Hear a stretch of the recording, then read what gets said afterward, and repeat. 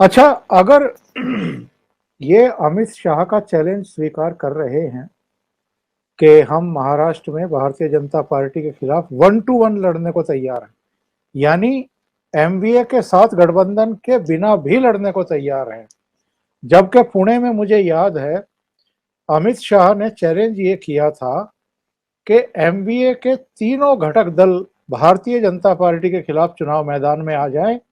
महाराष्ट्र की जनता इंतजार कर रही है उस घड़ी का और इनको इनकी सही जगह दिखाने का।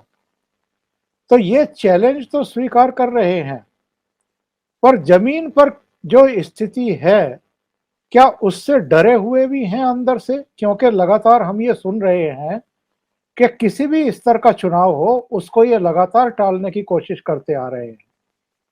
नहीं नहीं, जमीनी स्तर का चुनाव छोड़ ही दो, ये विधान परिषद का चुनाव हो तो भी जाके देवेंद्र से मिलते हैं कि भाई काय को हम एडजस्ट कर लेते हैं, 9 सीटें हैं तो आप इतनी ले लो, हम इतनी लेते, वोटिंग ना हो, वोटिंग ना हो। कल परसों हमने देखा विधान परिषद के चुनाव थे, तो जब आमने सामने लड़ाई हुई वहां तो दोनों जगह बीजेपी ने जीत ली, बाकी की 6 सीटें जो थी वो एडजस्ट में वोटिंग, बिना वोटिंग में बांट ली गई, और 2 ही सीट पर आमने सामने हुआ तो उसमें तो हार गए, और वो भी जनता के वोट से नहीं है, जो पार्षद वगैरह होते हैं उनका वोटिंग था, उसमें हार गए। और उस वोटिंग के लिए भी डरते हैं विधानसभा में। देखिए, अमित शाह जब बोल रहे हैं तो अमित शाह सीक्रेट वोट के बारे में बोल रहे हैं ना। जी जी, मतदान वोटिंग सेंटर में जाके हाथ उठाकर कोई वोट देने वाला नहीं है, विधानसभा का सभापति चुनना है। लगता है भाव के इंटरनेट कनेक्शन में कुछ बाधा आई है। जी भाव, अपना हेलो, हाँ वक्तव्य बीच में पूरा लाइट करिए। चली, अचानक लाइट चली है। नहीं तो जी वो जी, मैं ये बोल रहा था कि बात ऐसी है कि डायरेक्ट वोटिंग नहीं, इनडायरेक्ट वोटिंग में भी डरते। विधानसभा में इनके ही 170 एमएलए है, लेकिन वो सीक्रेट वोटिंग में इनको दगा देंगे इतना इनका भरोसा नहीं। आम जनता की बात छोड़ दो, आमने सामने विधानसभा में बीजेपी के एमएलए और सत्ताधारी महाविकास आघाड़ी के एमएलए, इनकी लड़ाई होने दो ना, उसमें भी आपको हाथ ऊपर उठाकर क्यों करना है भैया? जिस ढंग से आम आदमी वोटिंग करता है, सीक्रेट बैलेट करता है, तो विधानसभा में सीक्रेट बैलेट से क्यों डरते हैं? इससे ज्यादा सबूत क्या चाहिए, ये खुद डरे हुए हैं। और भाव, क्या जैसा पैरों के नीचे से राजनीतिक जमीन खिसकने का सारा ठीकरा मोदी के सिर पर फोड़ते हैं तमाम वंशवादी चेहरे, अखिलेश यादव से लेकर के राहुल गांधी तक, कुछ वैसा ही यहां भी नहीं दिखाई दे रहा है कि आप खुद सक्रिय नहीं हैं, आपकी पार्टी खुद, आप मतलब आपकी पार्टी खुद राजनीतिक जमीन खोती जा रही है, लोगों का भरोसा खोती जा रही है, और इसके लिए जिम्मेदार आप ठहराने की कोशिश कर रहे हैं भारतीय जनता पार्टी को। ये एक टेंडेंसी बन गई है। नहीं वो तो बिल्कुल, देखो क्या होता है कि हमें ताकत नहीं होती। आप कल की ही बात है शायद, अखिलेश ने दे दे कि भैया ओपिनियन पोल बैन करो, कल बोलोगे मीडिया बैन करो, चैनल बैन करो, पेपर बैन करो, अखबार बैन करो, ओपन रैलियां लेना बैन करो, कैंडिडेट खड़ा करना बैन करो, क्योंकि जो कैंडिडेट घर घर जाएगा वो तो बोलेगा मुझे वोट दो। तो सही ये बात। कल अगर पाकिस्तान बोलेगा कि नहीं नहीं नहीं नहीं, नहीं भाई ये टैंक लेकर मत आओ, राफेल लेकर मत आओ, ऐसे लड़ाई होती है क्या? लड़ाई में आपको लड़ना है। मुझे एक इमरान खान की बात बहुत पसंद है। इमरान खान जब क्रिकेट खेलते थे तब वो बोलते थे I hate this cricket game, क्योंकि वो बोलते थे ये बैट्समैन का खेल है, वो हाथ में बैट लेकर पीटेगा बॉल को। तो इसलिए मेरा जो गुस्सा होता है वो गुस्सा मैं फास्ट बॉलिंग में निकालता हूं। जी, तो अगर खुद को बचाना है तो मेरे बॉल से बच जाना, ये तरीका होता है मेरे फास्ट बॉलिंग का, ये बोलते थे। अब गावस्कर बोलेगे क्या, नहीं नहीं यार मैं तो हेलमेट नहीं डालता, इतना फास्ट मुझे मत डालो।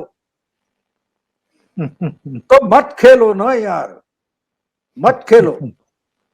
तो ये तो इनकी ये बात हो गई है, ये बात हो गई है। और आप बोलेगे इनका उनका, तो आप और तीन पार्टियों के यही बोलते बोलते पवार ने अपनी पूरी पॉलिटिकल करियर खराब कर दी। जी जी जी। ये जो चालाकियां करते लगे, मीडिया उनकी पीठ थपथपाता रहा, कह रहे पवार साहब क्या चालाक है। निकला कि आज पवार कहां है। 80 की उम्र होने के बाद भी वो गली कुचे में अटके हुए। आज भी पिंपरी चिंचवड हो, पुना हो, सोलापुर कॉरपोरेशन का चुनाव लड़ रहे। कहां है पवार और कहां है मोदी, कहां है मोदी। ये तो भाव कम से इन्होंने कम समझना चाहिए कि 1991 में प्राइम मिनिस्टर होने निकला था जो नेता, वो आज सोलापुर या पुना का कोई कॉरपोरेशन चुनाव के लिए कैंपेन कर रहा है, लड़ रहा है। और दूसरा 2002 में चुनाव की राजनीति में उतरा, प्राइम मिनिस्टर बना है, और ये कॉरपोरेशन वॉर्पोरेशन में जाता भी नहीं है। तो मैं ये तो इनका आदर्श बाला साहब ठाकरे भी नहीं है, पवार है। बाला साहब ठाकरे सब कुर्सियों से अलग रहे। ये कम से कम ये तो ध्यान में रखना चाहिए हमारे पिताजी, कभी किस चुनाव में नहीं उतरे किसी सत्ता पर। उन्होंने 2 चीफ मिनिस्टर बनाए, उन्होंने बहुत सारे लोग मिनिस्टर बनाए, एमपी बनाए, एमएलए बनाए, मेयर बनाए, लेकिन खुद एक कारपोरेशन का चुनाव तक नहीं लड़े, क्योंकि उन्होंने बाला साहब ठाकरे इस नाम में अपनी अहमियत पैदा की थी, और वो किसी के बारे में कंप्लेंट नहीं करते थे। पर इसका श्रेय आप नरेंद्र मोदी को देंगे ना कि आज हालत ये हो गई है कि 10 जनपद की प्रियंका वाड्रा कहती है कि हाँ, और कोई चेहरा उत्तर प्रदेश में सीएम के लिए दिखाई दे रहा है क्या। मतलब वो अपने आप को सीएम का चेहरा घोषित कर देती हैं। बाला साहब ठाकरे के बेटे खुद सीएम बन जाते हैं। मतलब जो बाला साहब ठाकरे कभी किसी पद पर नहीं रहे, रहना गवारा ही नहीं किया, उनकी अंतरात्मा ने ही उनको कभी इस बात के लिए नहीं कहा कि कोई पद ले लूं, सरकारी पद ले लूं, मेंबर ऑफ पार्लियामेंट बन जाऊं, मुख्यमंत्री बन जाऊं या केंद्र में चला जाऊं। उन्होंने दूसरे लोगों को लोकसभा अध्यक्ष बनाया, दूसरे लोगों को केंद्रीय मंत्री बनाया, मुख्यमंत्री बनाया, खुद नहीं बने। लेकिन आज ये हालत हो गई है कि मुख्यमंत्री पद पर उद्धव ठाकरे उनके बेटे बैठे हैं, और यहाँ उत्तर प्रदेश में प्रियंका वाड्रा कहती हैं कि मैं मुख्यमंत्री पद का चेहरा हूं। मतलब जो परिवार पहले मुख्यमंत्री तय करते थे अलग अलग राज्यों के, वो खुद मुख्यमंत्री की लाइन में लग गए हैं। नहीं, वो तो देखिए, जिसकी हिम्मत क्षमता नहीं होती उनको तो ये सब कंप्लेंट तकरार करनी ही पड़ती है। क्या करें, करेंगे तकरार, और कुछ नहीं कर पाएंगे, क्योंकि उनको मालूम है कि हम मोदी को हरा नहीं सकते, क्योंकि मोदी की बराबरी तक नहीं कर सकते। ये इनका दुखड़ा है, ये इनका दुखड़ा है। ये समझ नहीं पा रहे कि भाई मोदी को हटाना है तो हम भी मोदी से अच्छे हैं, हम देखो आगे है करके आप आगे चले जाओ। किसने रोका है? मोदी ने रोका है आपको? बिल्कुल नहीं रोका है। आपने 3 पार्टियों की सरकार बनाई, बनने दिए, क्या होगा? और भाव एक आरोप इन्होंने और लगाया है, आखिर में उस पर भी चर्चा कर ले। इन्होंने कहा है कि अमित शाह सेंट्रल एजेंसियों को हटा दे यहां से। ये तो सेंट्रल आप भी पुलिस हटा दो। आपने नारायण राणे के पीछे पुलिस क्यों लगाई? आपने नारायण राणे के बेटे के खिलाफ क्यों कंप्लेंट शुरू कर दी? आप भी अपनी पुलिस हटा दो।